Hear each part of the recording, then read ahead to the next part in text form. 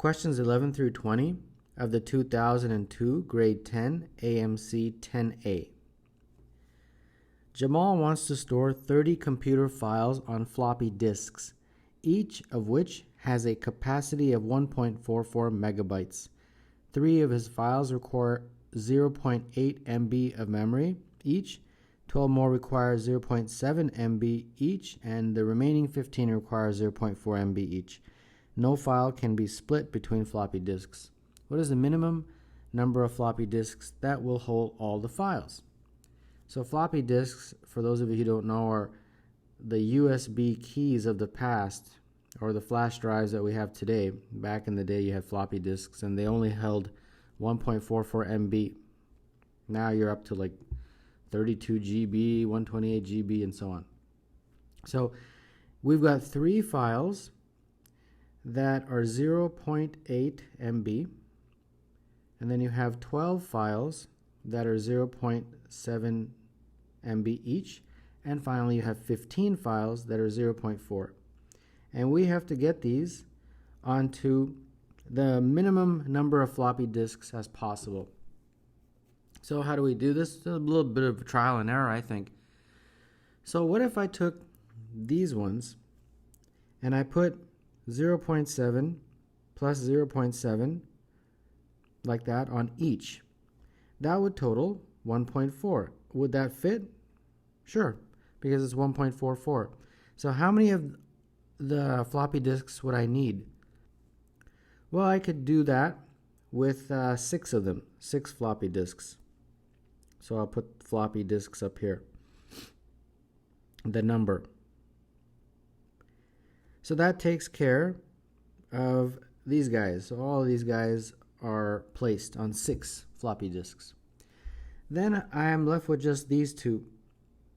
So obviously I have to combine them. So 0.8 is one and 0.4 is another file. And if I add them, it'll be 1.2. Will that fit on a floppy disk? Yes, it can. And how many can I use up? Well, I'll have to use up at least 3 because I need to completely get rid of these ones. And if I do, I'll only have 12 of those left. Okay, so 3 from there and 3 from there.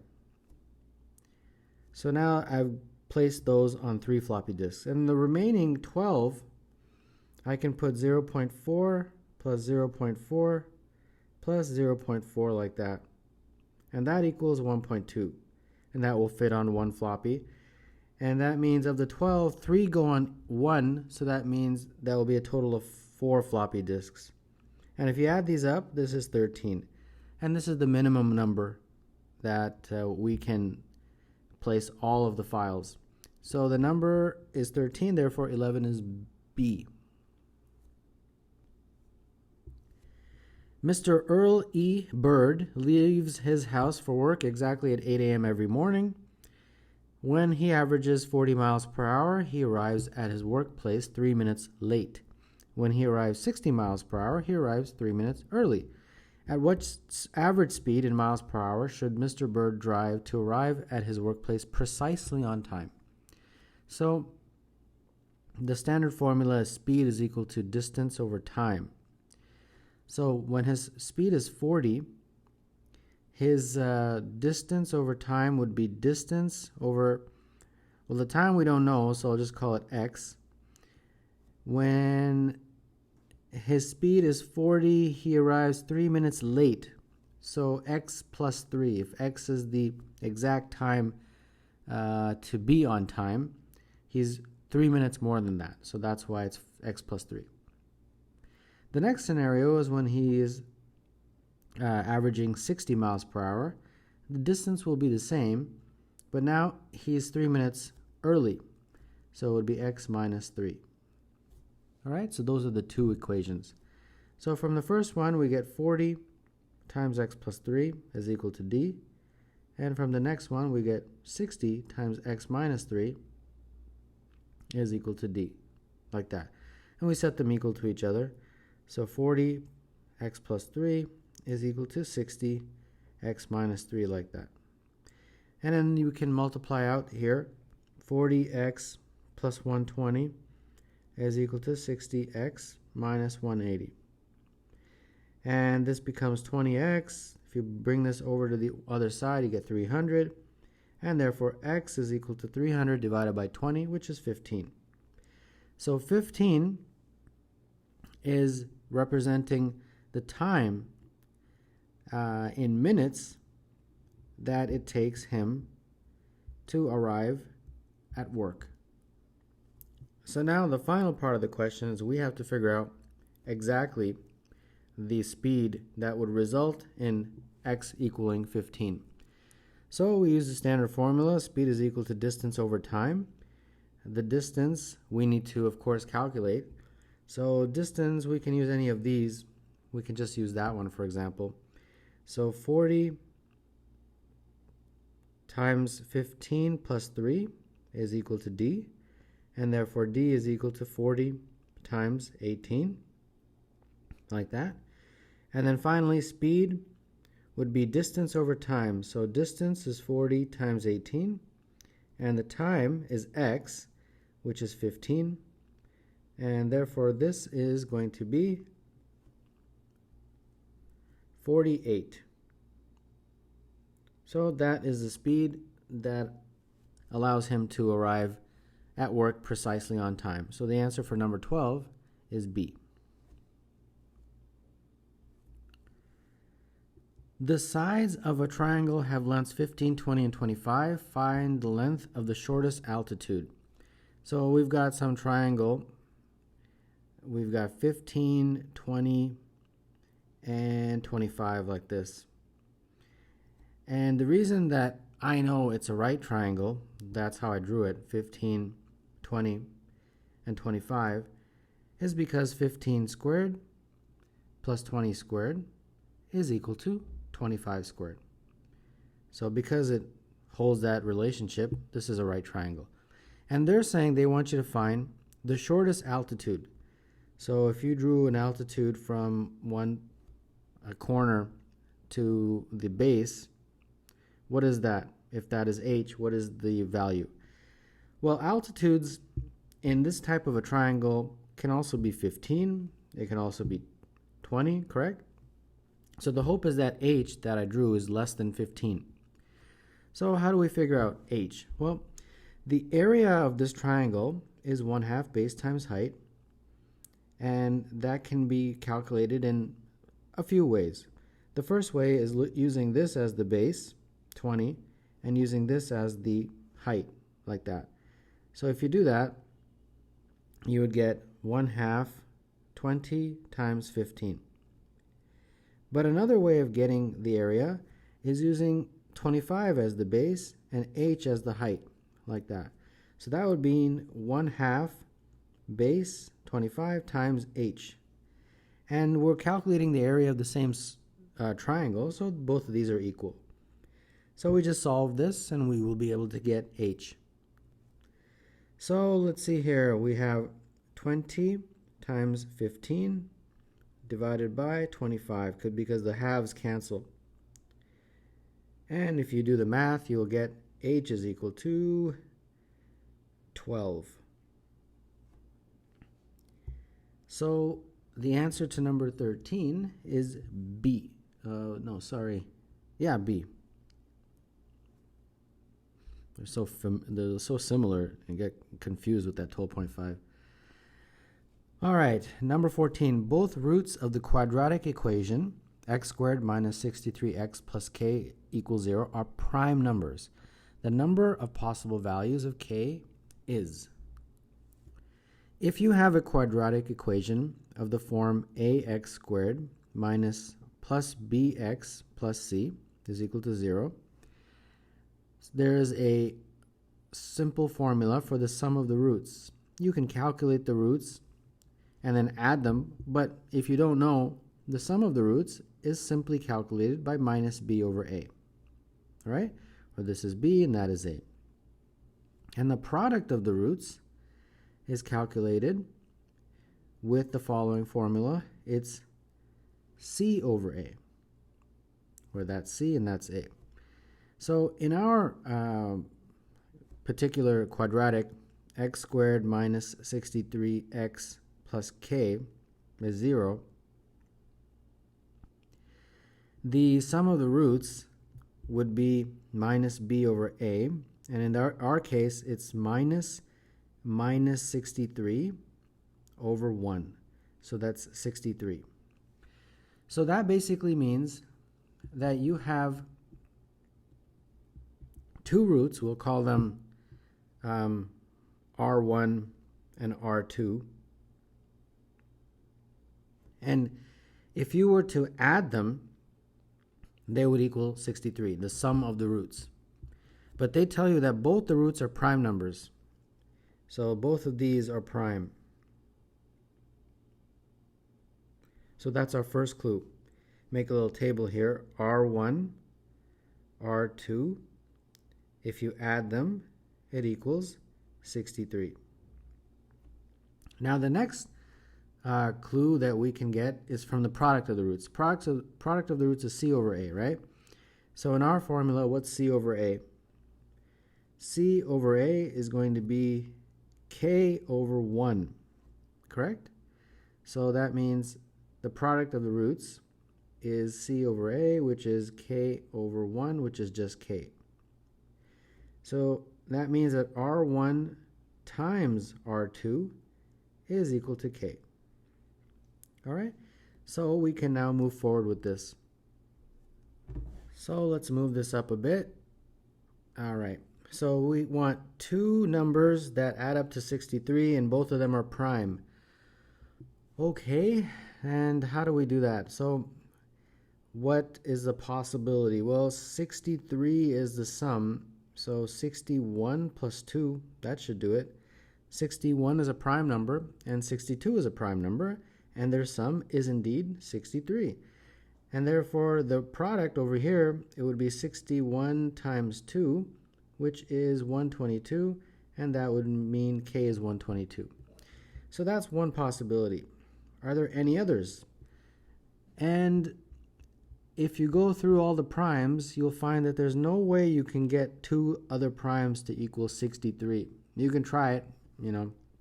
I'm not going to sit here and go through every single prime number, 59, 53, 47, and all that.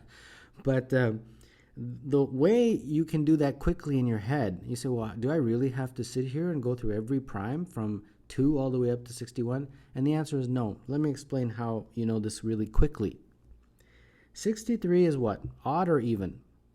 It's odd, correct? And you want two numbers that add up to an odd number. Prime numbers are always odd. Am I right or wrong? I'm sort of right. They're always odd except one exception, 2. This guy right here. So every prime number is odd except the number 2. So if you don't look at 2 for a second, you say, okay, they're all odd. So that means if you add up two prime numbers, you're basically adding odd and odd, right? If you add up two odd numbers, it will be even. So there's no way this is ever going to work. Two odd numbers, you can try it. If you don't believe me, 7 plus 9 is going to be 16, and so on. So the only way two numbers can add up to an odd is if you have one odd plus one even. Okay? And in case of prime numbers, the only even prime number is 2. So this has to be a 2. And with the sum being 63, the only possibility for that number is 61. So that's a quick way of doing it, and that is definitely the preferred way of doing it, instead of sitting there trying to add up all the possible combinations of the prime numbers less than 63. So what are they asking in the question? I forgot. The number of possible values of k. There's only one possible value of k, and we calculated it right there, 122.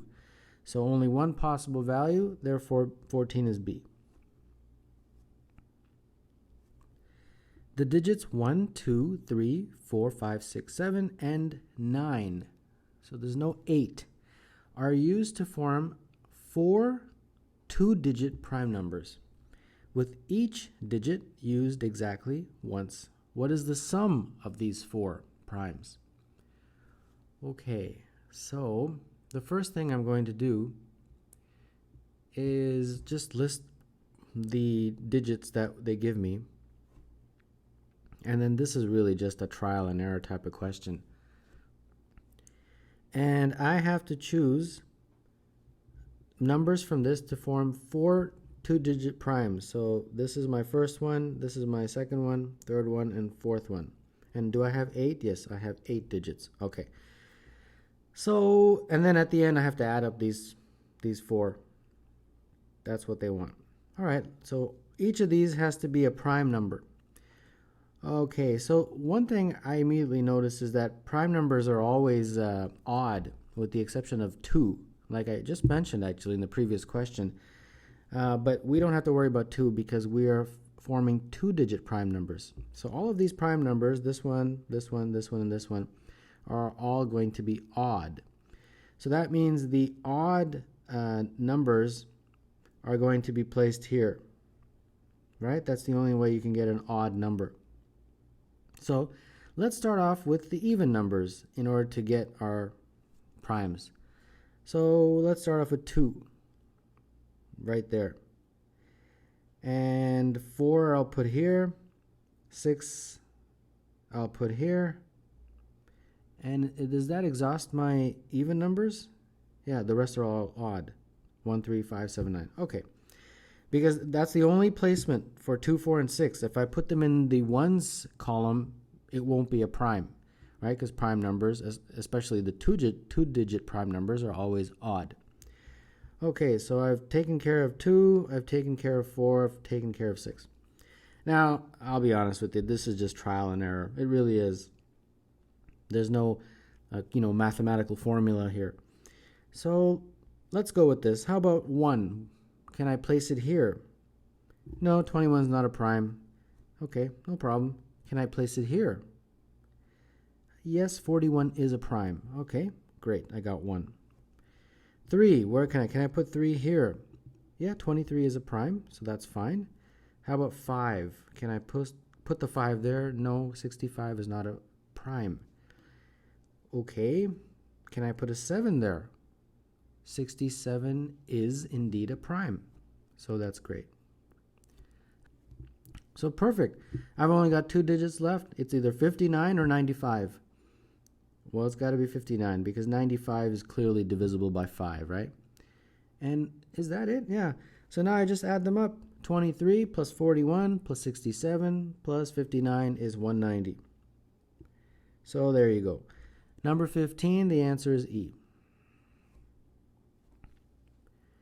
If A plus 1 is equal to B plus 2 is equal to C plus 3 is equal to D plus 4 is equal to A plus B plus C plus D plus 5, A plus B plus C plus D is. So A plus 1 is equal to all of these, right? So what I want to do is isolate. I want to get everything in terms of one variable, and that way I'll be able to solve for it, and then I can calculate that. So let's get everything in terms of A. Why not, right? So let's use the first part of that big long equation. This will allow me to isolate for B in terms of A. And therefore that becomes B is equal to A minus 1. Now let's go for the next one. A plus 1 is equal to C plus 3. Isolating for C, this becomes A minus 2. Next one is A plus 1 is equal to D plus 4. And D would therefore be A minus 3. So I've got everything in terms of A. Correct? So now I will use this one here. A plus 1 is equal to A plus B plus C plus D plus 5. A plus 1 is equal to A plus B plus C plus D plus 5. So A plus 1 is equal to, well, A is right there. B is A minus 1 right here. C is A minus 2. And D is A minus 3. And don't forget the 5 at the end. So this A cancels. Probably could have done that before, but that's okay. And then we have 1, 2, 3, 3A. And then what do we have? minus 1, minus 2, minus 3, minus 6 plus 5, so minus 1. So therefore 3a is equal to 2, and therefore a is equal to 2 over 3. And now our final step, we want to figure out a plus b plus c plus d. Okay, so a plus b is, again, right here, a minus 1, plus c, right there, a minus 2, and plus d, which is a minus 3. So this gives me, I believe, 4a minus 6, and a we calculated was 2 over 3. So 4 times 2 over 3 minus 6. This is 8 over 3 minus 6. Common denominator, top and bottom by 3, would give me 8 minus 18 all over 3, and that is negative 10 over 3. Negative 10 over 3, 16 is B.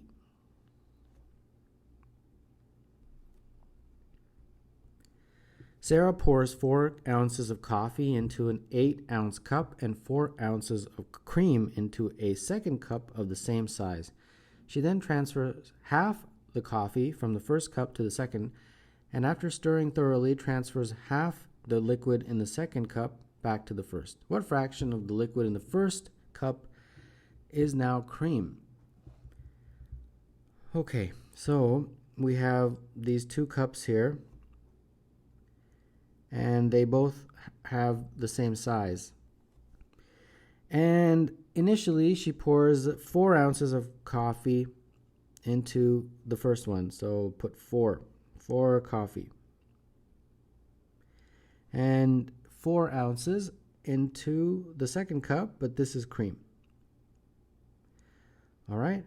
She then transfers half the coffee from the first cup into the second. All right, so the second scenario basically means that she's got 4 cream, but then she's put 2 of this coffee into the second cup like that. And then therefore this would only be 2, since 2 has already been taken out. Okay, and then our third scenario is when she transfers some back.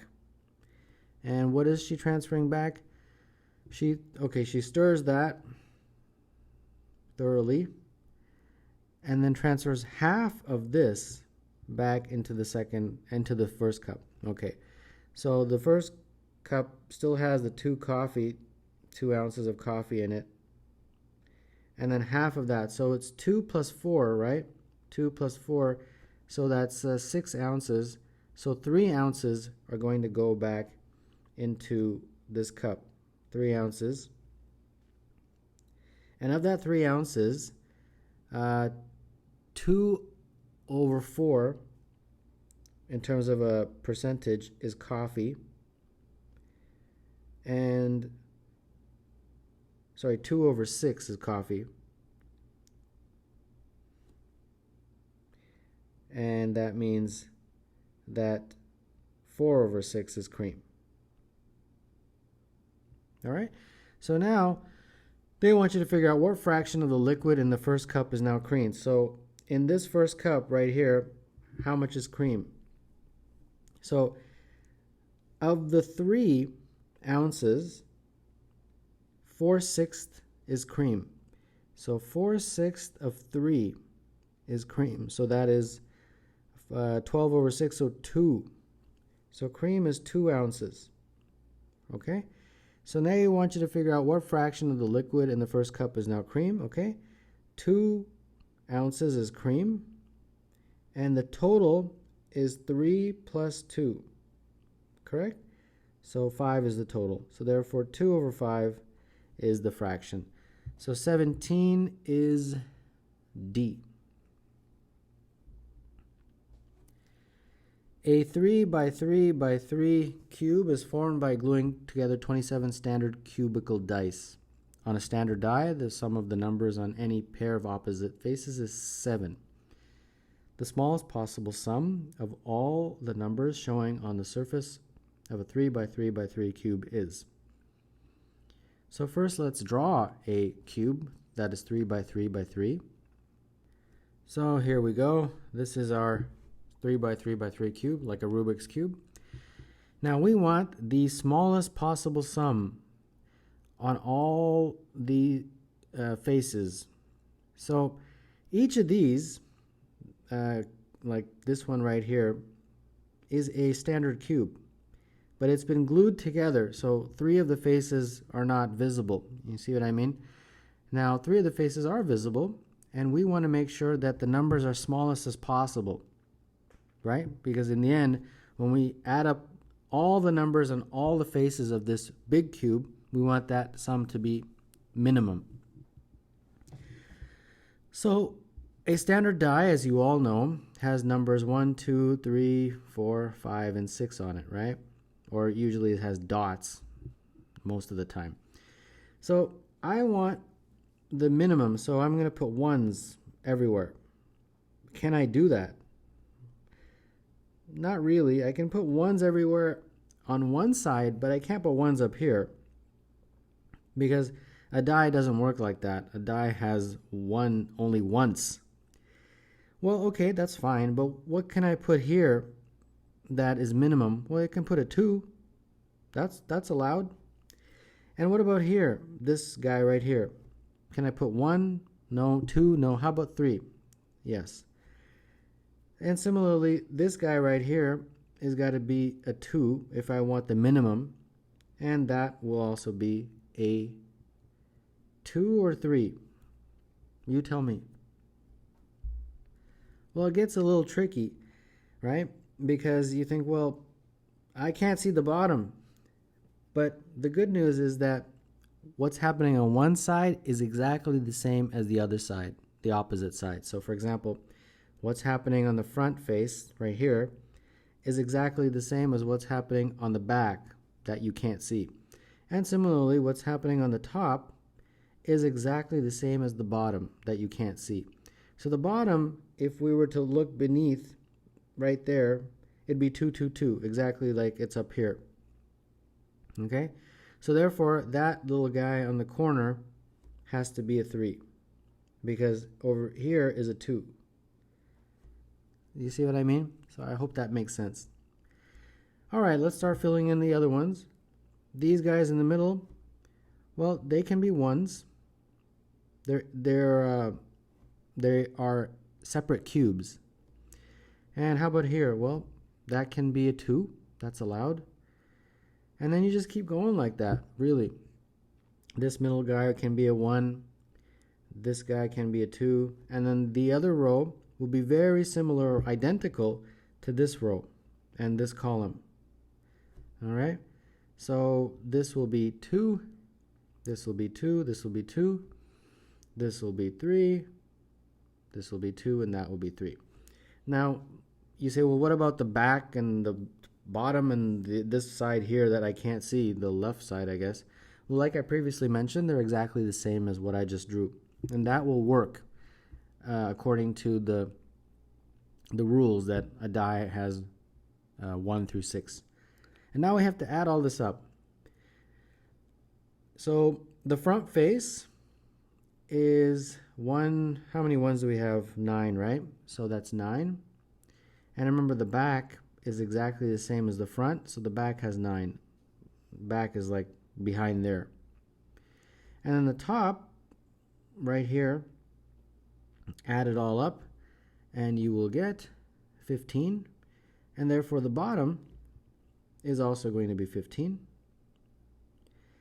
And then the right side, which is this one right here, if you add that up, it is 21, and therefore the left side that's hidden is also going to be 21. And this is the minimum. So if you add all of these, you will get, let's see here, 30, 30, and 30, 90. 90 is the minimum possible sum. So 18, the answer is D. Spot's doghouse has a regular hexagonal base that measures 1 yard on each side. He is tethered to a vertex with a 2-yard rope. What is the area in square yards of the region outside the doghouse that Spot can reach. So let's draw a diagram. So here is your hexagon, and that is basically the shape of the doghouse. And they're saying that on each side it measures 1, like that, 1, 1, 1. And then the rope that he is tethered to is basically 2 yards long.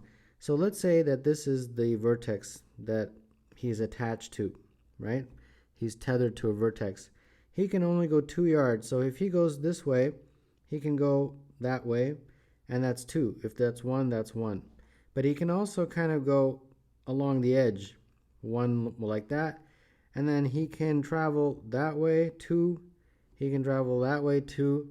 And then if he goes along the edge, 1, he can go another 1 that way. And finally, if he goes along the edge all the way, he will get to that point. So his total, I guess, accessibility in terms of outside will be a sort of a path like that, or that's part of a circle. This is part of a larger circle of radius 2, and then finally one smaller circle of radius 1. Okay, so I hope that makes sense. So one thing we need to do is figure out the angles. In a hexagon, the sum of all the angles is equal to 720. And therefore each angle in a hexagon is 720 divided by 1, 2, 3, 4, 5, 6. And therefore each angle is 120. So that means that this angle in here is 120 degrees. Okay? And this angle in here is 120. So using that fact, we can label all the angles in this perimeter. So since this is a straight line, we're supposed to be a straight line, this is going to be 60. And then this is 120. So very similarly, that is 60, because the sum of the angles is about a line, or 180. And then very similarly, the sum of the angles all the way around is 360. We've already accounted for 120 there. So from here to here has to be 360 minus 120, which is 240. All right? So the area of this whole region outside of the doghouse, right? This is the doghouse right here. And then the area outside of it that's bounded by this green somewhat looking circle or circles is as follows. So I'll do the little guys first. There's 2 of them, and each of them basically will be 60 over 360 in terms of its portion of a circle that has area pi r squared, where r is equal to 1, right? Because that's the radius. And then we're going to add to that this whole region right here, this region right here, all the way like that region. And that is basically what I hope was going to look like a circle. And it's 240 over 360 in terms of its percentage or fraction, and of a circle area pi r squared, where r is equal to 2, right? Because this big one from here to here is essentially the rope, which is 2 yards. So we just plug those in and figure this out. So this looks like 2 times 1/6 pi, because r is 1, and r squared would therefore be 1. And this looks like 240 over 360 is 2 over 3 pi, and r squared would therefore be 4. So this looks like 1/3 pi plus 8 over 3 pi, and this becomes 9 pi over 3, which is 3 pi. So that is the area outside that the dog can reach, and therefore 19 is E. Points A, B, C, D, E, and F lie in that order on AF, dividing it into 5 segments, each of length 1. Point G is not on line AF. Point H lies on GD, and point J lies on GF. The line segments HC, JE, and AG are parallel. Find HC over JE. So this question will involve similar triangles as the foundation of how you're going to figure this out. And in particular, I want you to concentrate initially on two triangles, AGD and CHD. All right? So AGD is this one right here, AGD,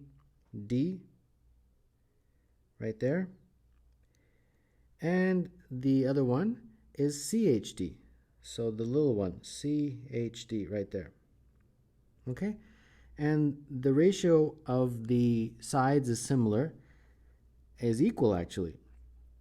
And those are similar triangles because we are told in the question that HC is parallel to AG, right? HC is parallel to AG. And then the bases, CD and AD, are on the same line, and as are those, I guess they're not really hypotenuses, but you can kind of, the slants or the other sides are on the same line as well. So let's proceed with this. AGD, the big one, AGD. And that one, AG, which is the length of the side right there, over the base from A to D, is AG over 3. Because the base is 3.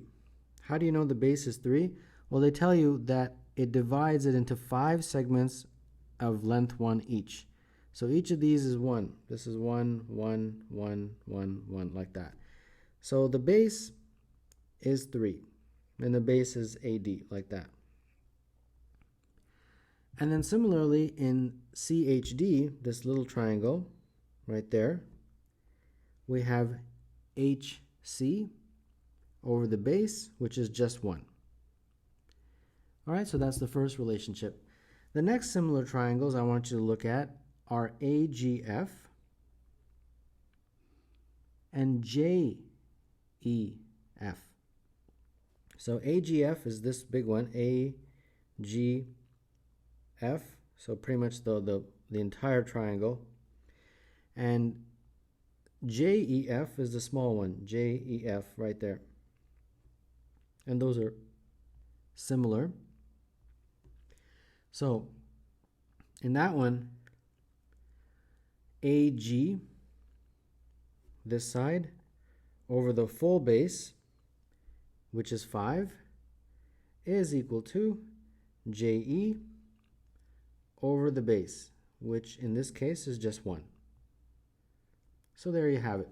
You've got 2 equations, and both of these we can use to solve for what they want us to solve for, which is HC over JE. So therefore, HC over JE we can figure out with the information we just got. AG is equal to HC, but we've got this 3 there.